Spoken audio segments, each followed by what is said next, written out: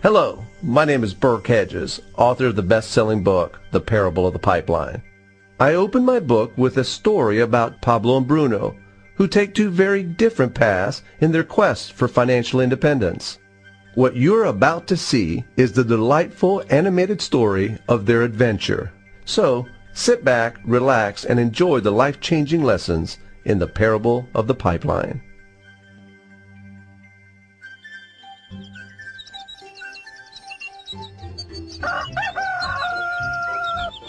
Far away, in a small village, near a beautiful valley, lived two friends, Pablo and Bruno.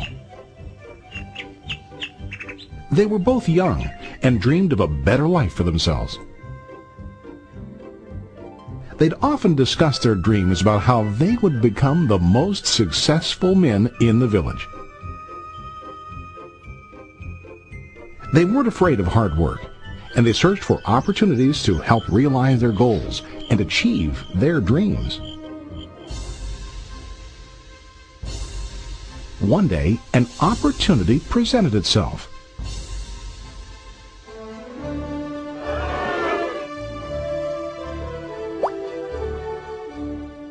The mayor of the village decided to hire two people to bring water from a spring up on the mountain, across the valley, back down to the village. They were to be paid based on the amount of water delivered to the village. Bruno and Pablo enthusiastically got to work. Every day, from morning till evening, they carried buckets to and from the spring. They worked hard, carrying water to the village. In the evening, they'd return home with their day's wages.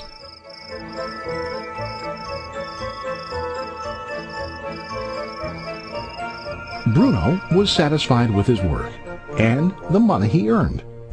He was sure that with this work he could achieve his dreams. Bruno thought that to increase his wages he could use bigger buckets to bring more water each trip.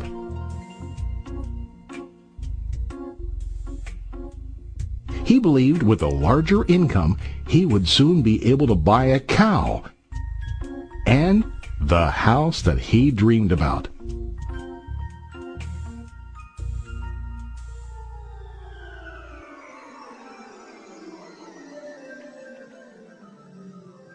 Now Pablo was not satisfied. At the end of the day, his back and hands ached, and he was exhausted. He was looking for an easier way to earn more.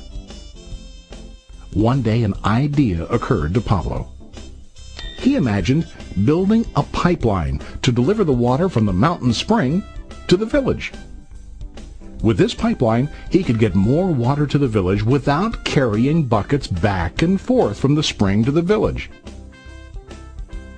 Soon, he got very excited about his idea and began to plan. Pablo, of course, shared his idea with his friend Bruno and asked him to join with him to work on and help build the pipeline. Bruno thought the idea was crazy. All Bruno could think about was what his money could buy today and how to get it quicker. He felt that building a pipeline would slow him down and delay him in achieving his goals. Instead, Bruno got bigger buckets and went more often back and forth, fetching water. He was sure that with this method, he could make more money. Pablo decided to build the pipeline on his own. He understood that it would not be easy to build, and it would take time to complete the pipeline. Pablo knew that it could take several years to finish, but he set his mind on his goal. Every day he worked and carried water like before. But on weekends and during his spare time, he worked hard to dig in the rocky soil and build his pipeline. In the first month, there was little to show for his work.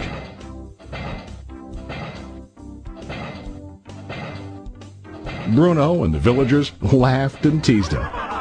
They called him Pablo the Pipeline Man. During this time, Bruno's income doubled. He already bought a cow and a bigger house. His lifestyle changed. He now spent time after work in the bar, enjoying his hard-earned wages from delivering water.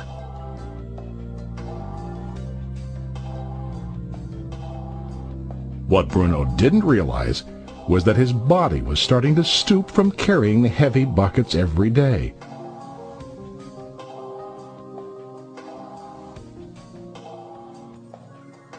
His face looked worn and his body tired. Soon, he began to carry less and less water due to the wear and tear on his body.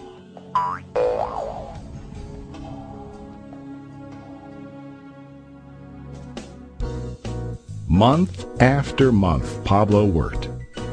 Soon a year passed, and then a second year. Finally, Pablo finished his pipeline. He now used his pipeline to deliver water to the village instead of carrying buckets. Pablo was now earning more money than ever before.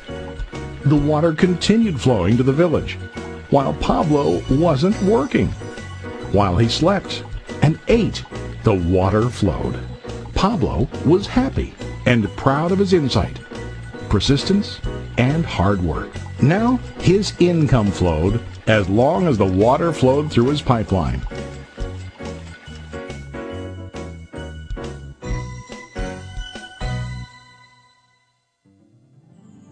The story of Bruno and Pablo is a reflection of life.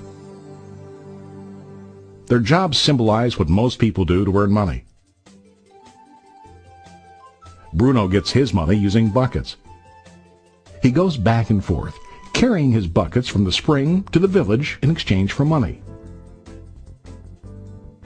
To increase his income, he either has to go more frequently to the spring or to use larger buckets.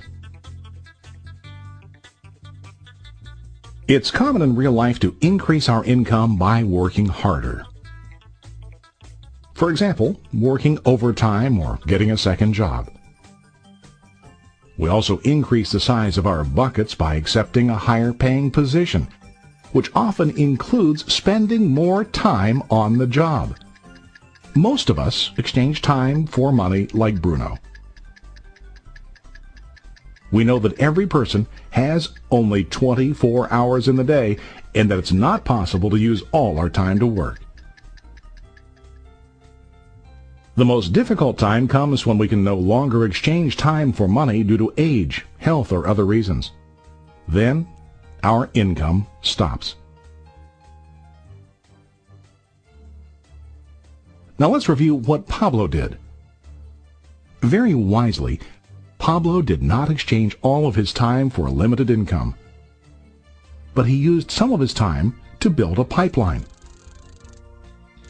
He knew that the pipeline would bring ongoing income as long as the water flowed.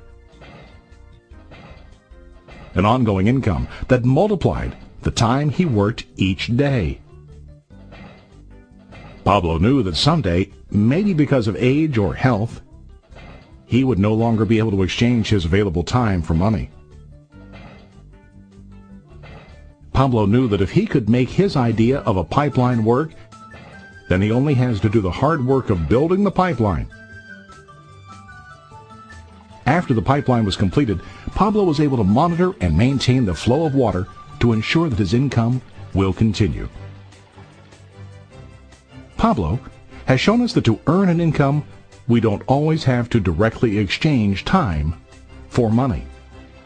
There really are better ways. How about you? Are you still like Bruno, who directly exchanges time for money? Or do you want to be like Pablo, building and maintaining a pipeline for ongoing income? If you are interested in the idea of building your own pipeline, contact the person who lent you this presentation. You can start building your pipeline today.